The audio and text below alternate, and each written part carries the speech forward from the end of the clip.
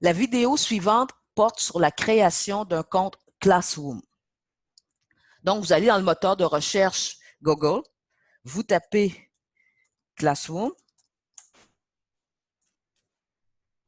et vous utilisez celui-ci, Google Classroom Sign In Google Account. Donc, si ça apparaît pas, c'est pas la première adresse qui apparaît, vous allez la chercher un peu plus bas. Donc,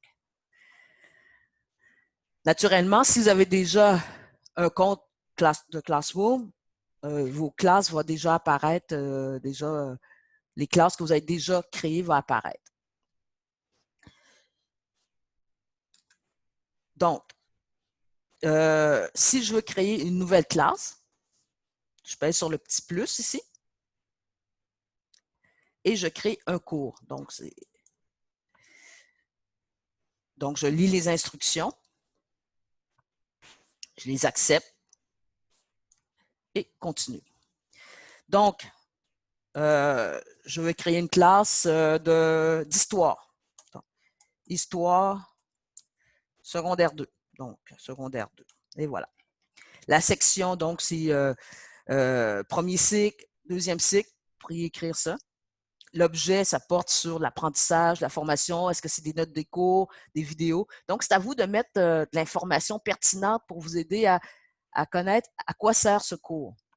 La salle, s'il y a un local attitré à au cours, ben, vous pouvez écrire le nom de la salle ou le nom de l'école ou toute information pertinente. Et créer. Donc, le cours est en train de se créer.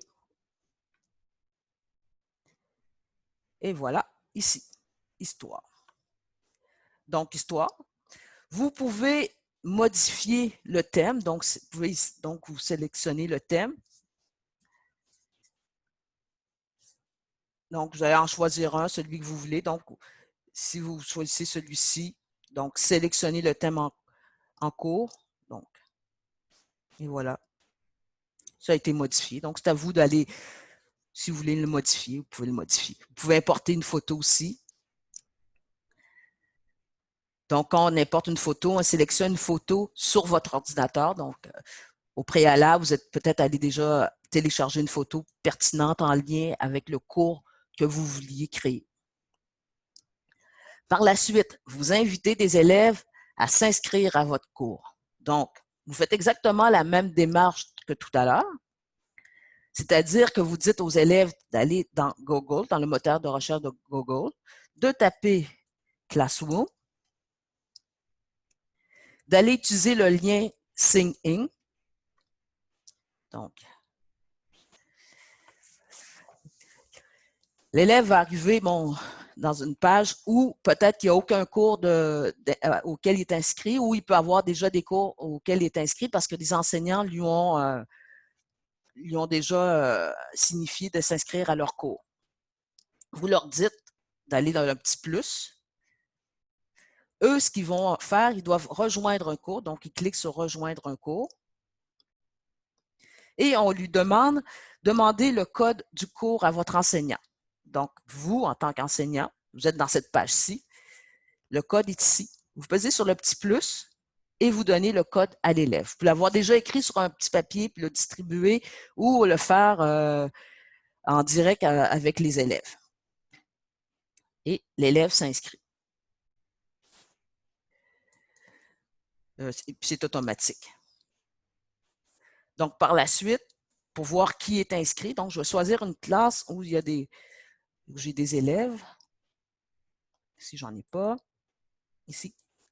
Donc, j'ai créé une classe qui s'appelle COVID secondaire 3. J'ai invité mes élèves. Donc, je regarde qui est inscrit. Et voilà, j'ai ma liste d'élèves qui est inscrite. Naturellement, au préalable, les élèves ont un compte Gmail. Et au préalable, naturellement, vous aussi, vous avez un compte Gmail. Voilà, c'est tout. Si vous voulez approfondir le fonctionnement de Classroom, je vous invite à aller utiliser une vidéo qui approfondit tout ce qu'on peut faire dans Classroom, qui est assez puissant, entre autres, juste pour glisser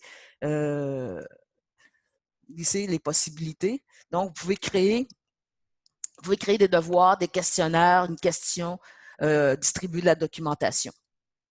Donc, pour aller un peu plus loin, je vous invite à écouter des vidéos qui vous amènent un peu plus loin dans l'utilisation d'un Classroom avec vos élèves. Et voilà.